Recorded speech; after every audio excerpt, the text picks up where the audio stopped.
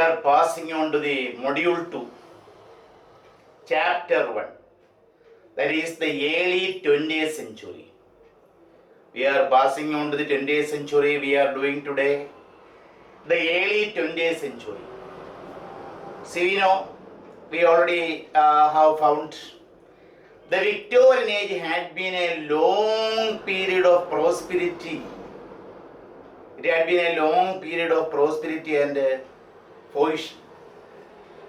The transition from the old to the new order came into effect with the death of Queen Victoria in 1901.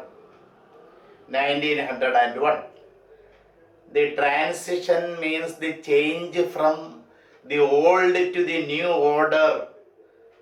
Change from the old order to the new order came into effect with the death of Queen Victoria in 1901. The period from 1901 to 1939.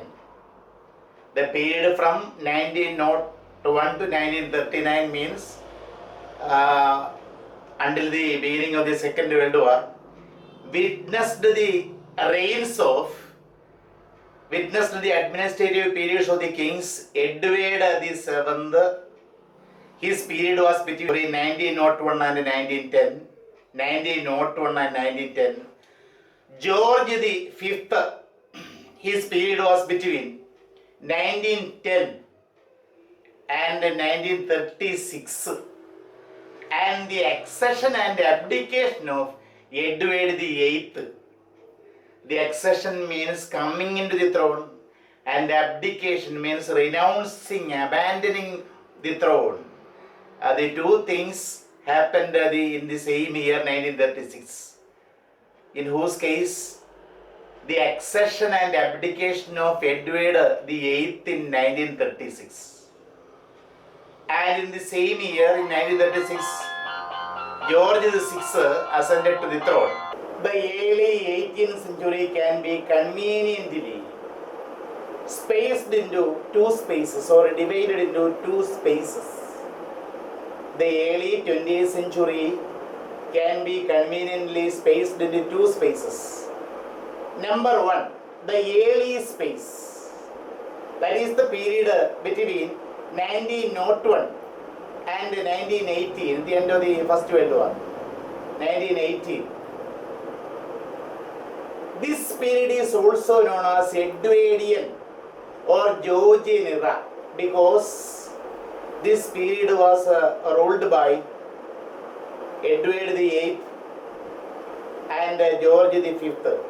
That is how this period is also known as Edwardian and Georgian era, and the birth of the modern. It is also the birth of the modern.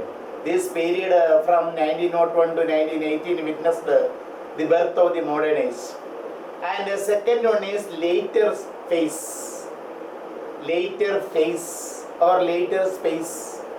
Later phase, that is the period from 1918 to 1939. 1939, the beginning of the Second World War. 1918 to 1939. Or this period can be called interwar years. Means the period from the end of the First World War and the beginning of the Second World War. Thus, this period came to be known as interwar years.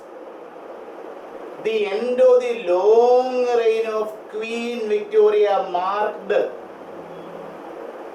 end of stability which had strengthened England for so long. The end of the long reign of Queen Victoria. See, we have already found Queen Victoria had a long period of reign. It marked the end of stability which had strengthened England for so long.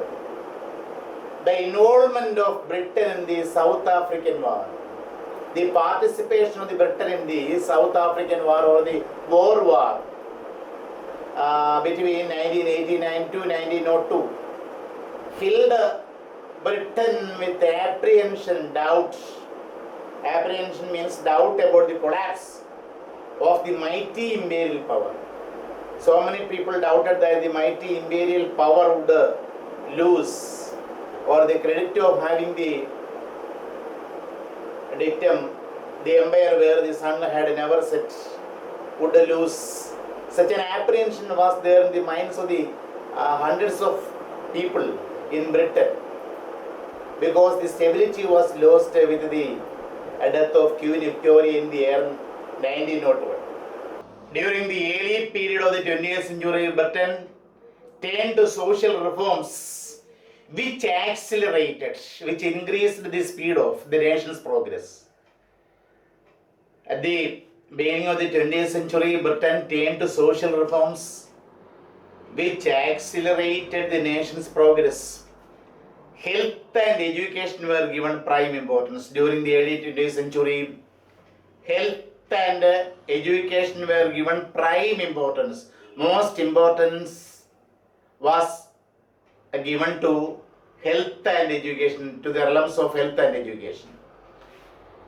The social reforms of the Victorian age continued into the 20th century also. The social reforms which began in the Victorian age continued to the early parts of 20th century also. The Labour Party, one of the most influential parties, Labour Party, was formed in February 27th, 1900. February 27th, 1900. And it was the majority in the general elections held in 1922.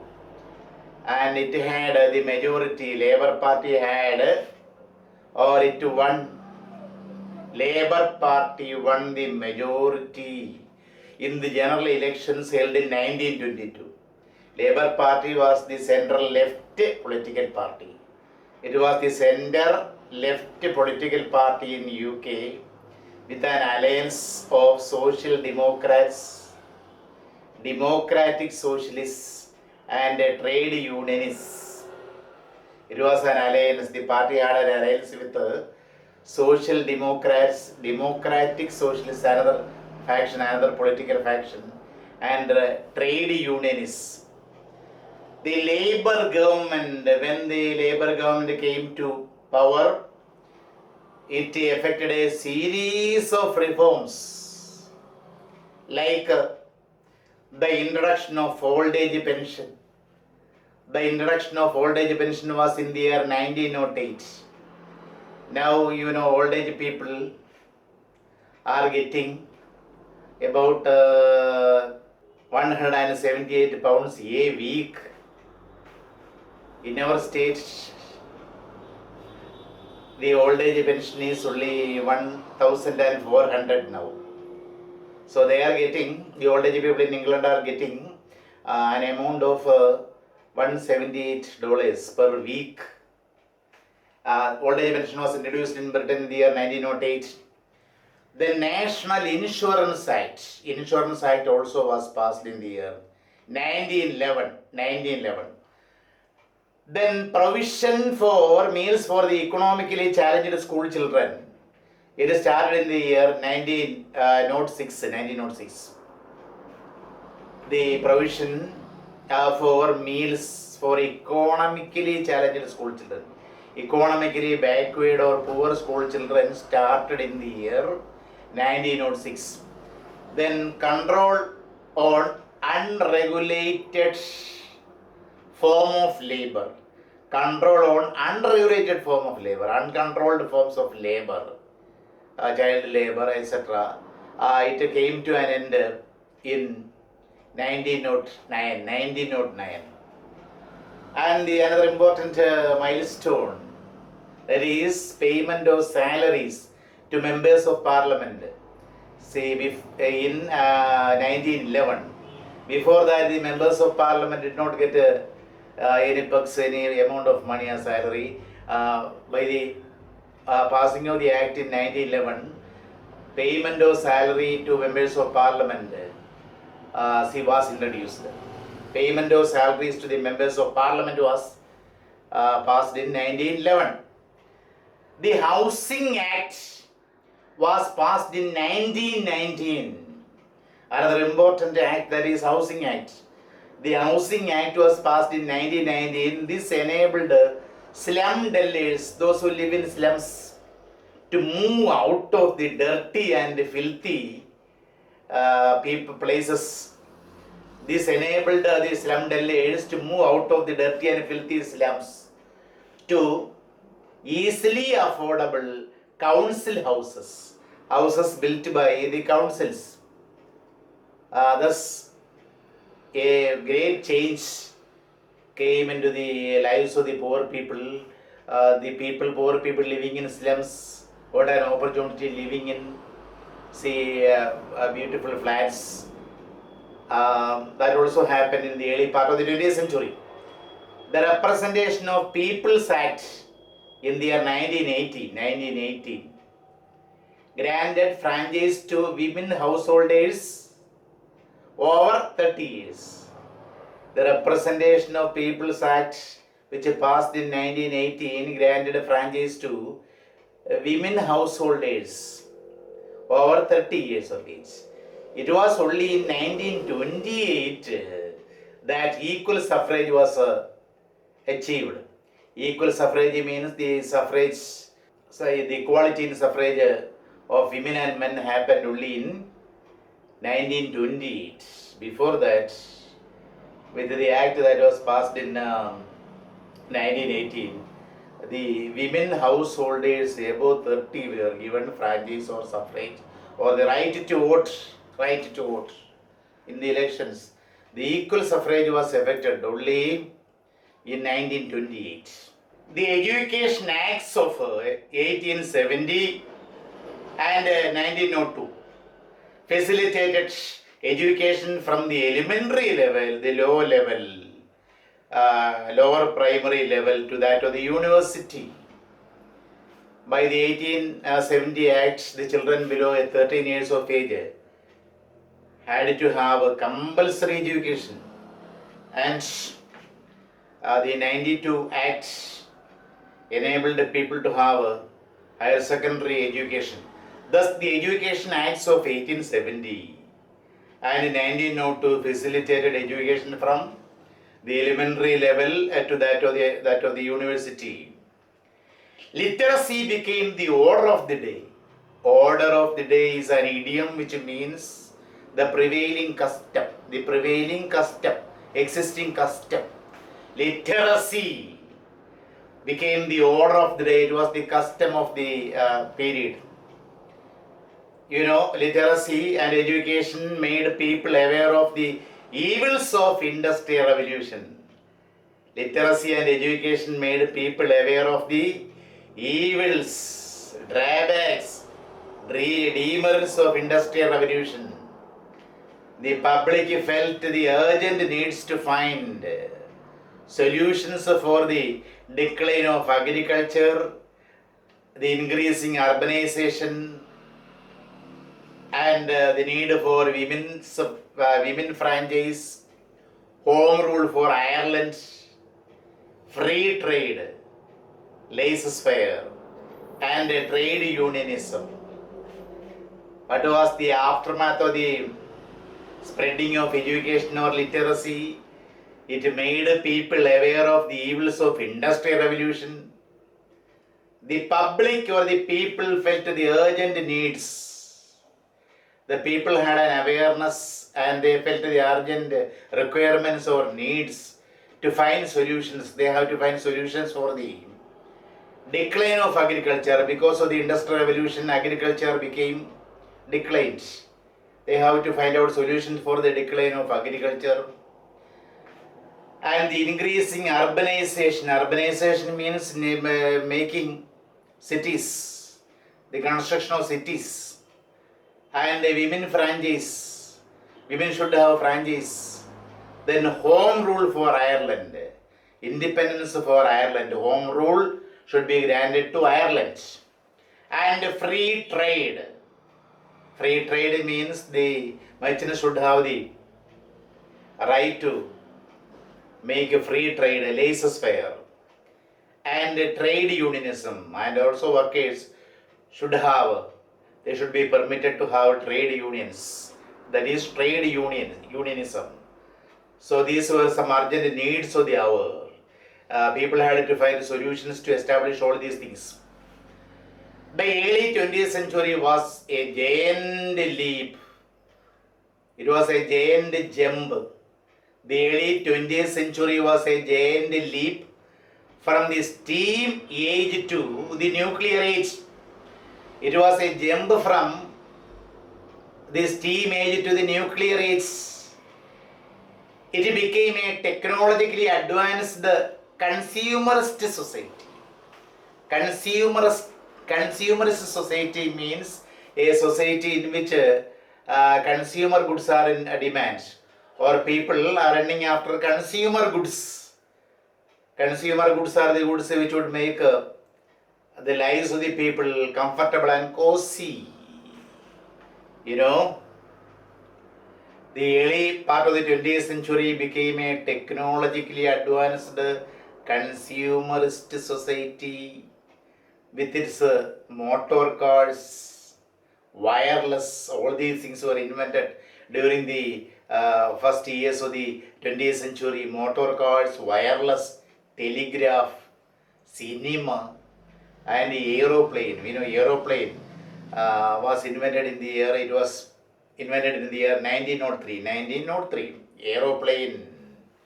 You know, see, the early part of the 20th century became a technologically advanced consumerist society with its motor cars, wireless, telegraph, cinema and aeroplane. The new inventions, all these kinds of new inventions made life more comfortable. That goes without saying. There was vast improvement in the standard of living of the ordinary people because of the inventions and because of the coming of the consumerist goods. The standard of living of the ordinary people became vastly improved. Medicine made huge advances, and also in the field of, in the realm of medicine, there was huge advance. There were huge advances in the field of medicine also.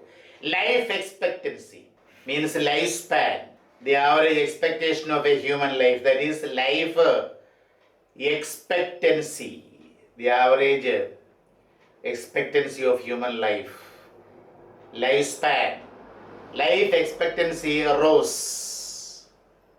In the late 19th century, the number of the blue collar workers, they are manual workers. Blue collar workers means the manual workers who work hard in mines, in construction field, in other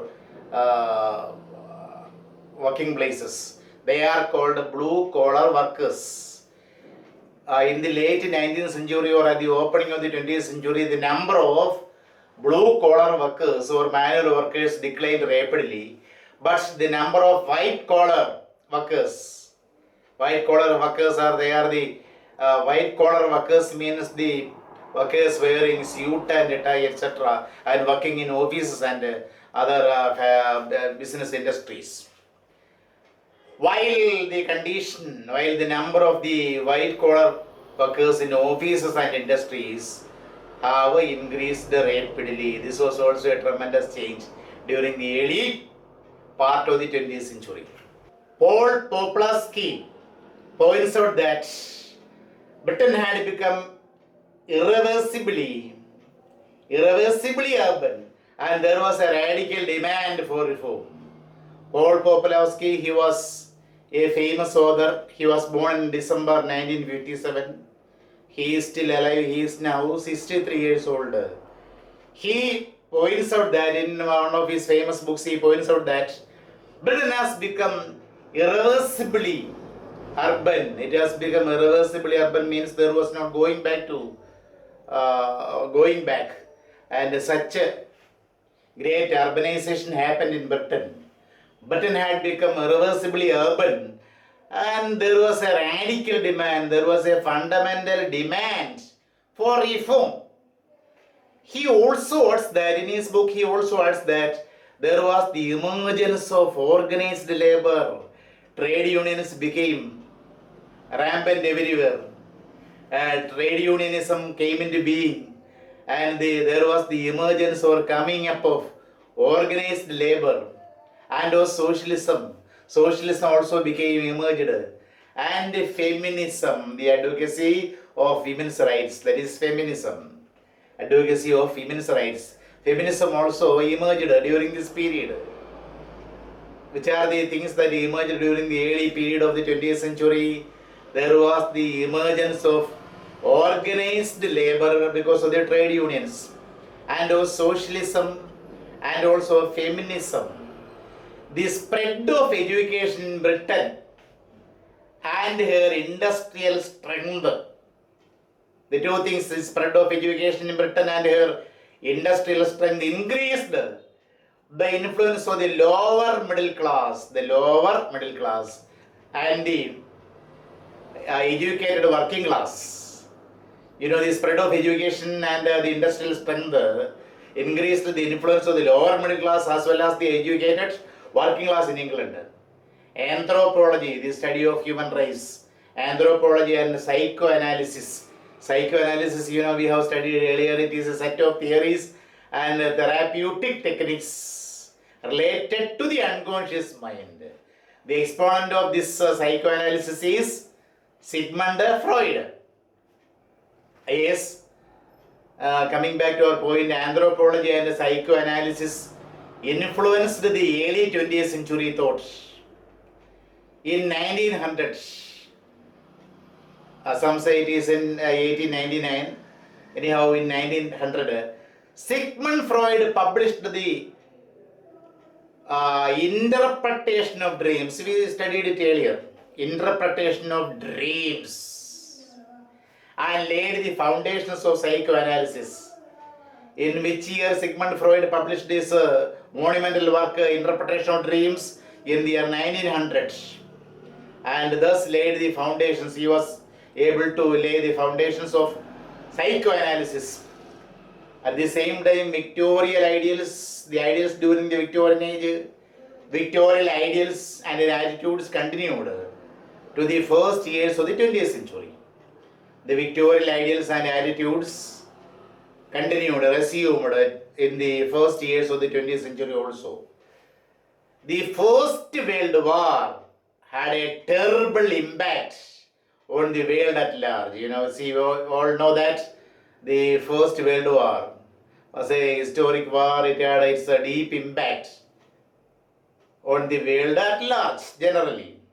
The First World War, which broke out July 20th, 1914 and came to an end on November 11th, 1918.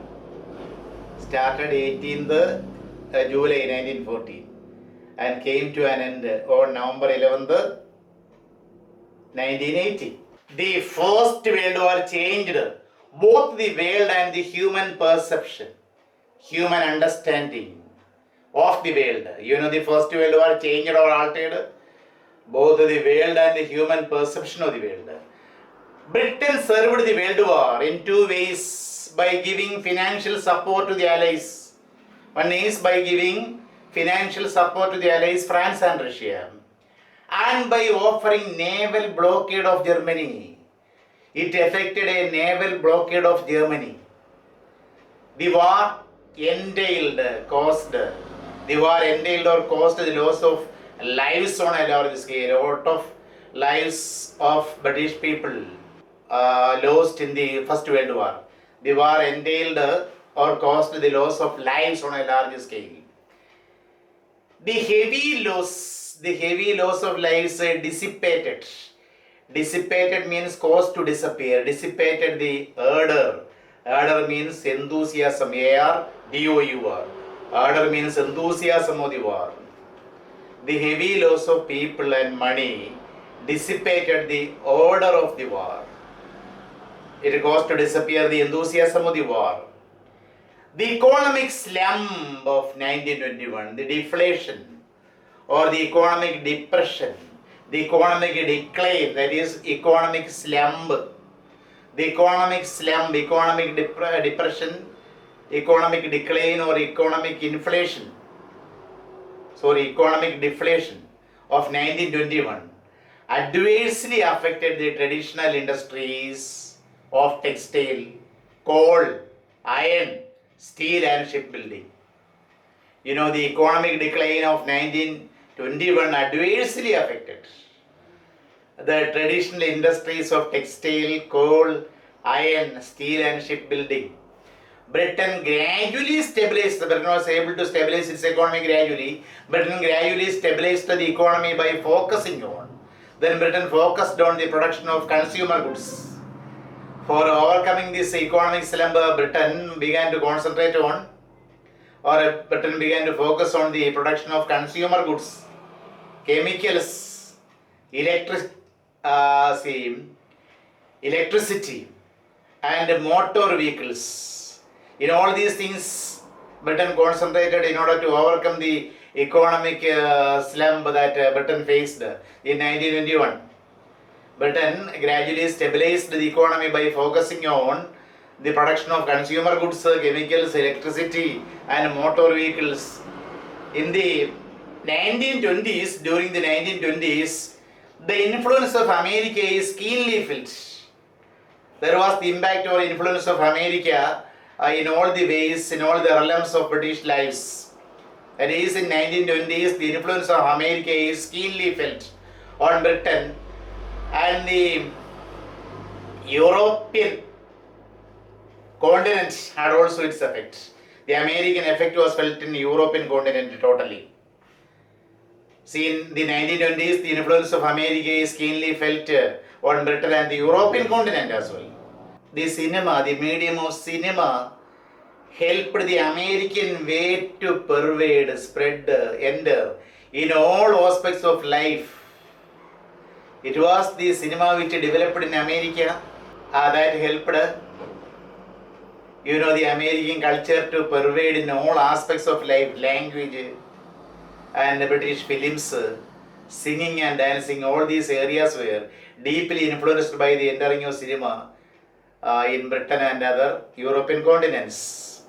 The inter-years period, or the period between the two wars, that is from 1918 to 1939, was not an easy time for England.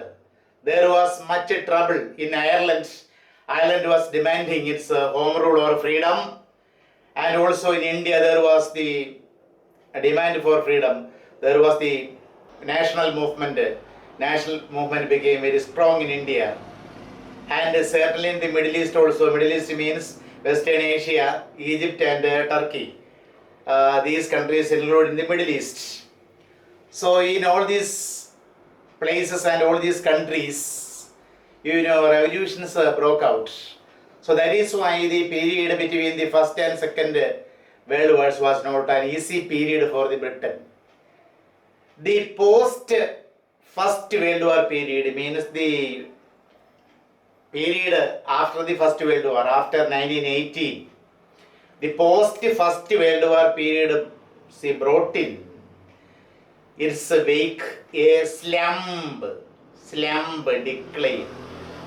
Earlier I told you slump decline, or a financial depression, economic depression, which this slump which surfaced in the Great Depression of 1928. In 1928, Britain witnessed the Great Depression, economic decline.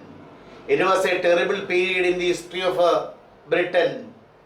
The post First World War period brought in a slump which surfaced, which appeared in Great Depression of 1928. Then unemployment and poverty caused a pall of gloom. It cast a shadow of gloom over the early 30s. During the early 30s, there was unemployment and poverty everywhere in Britain. The rise of Nazis in Germany, and 1930s witnessed the rise of Nazis, National Socialist Party under the head of Hitler, rose in Germany during 1930s. The rise of Nazis in Germany posed a threat to world at large. It was the rising of the Nazi party in Germany with the strange theories, posed a major threat to the world at large. Then Britain geared herself to rearmament. Rearmament means equipping military forces with a new supply of weapons. Britain anticipated that a war may be inevitable.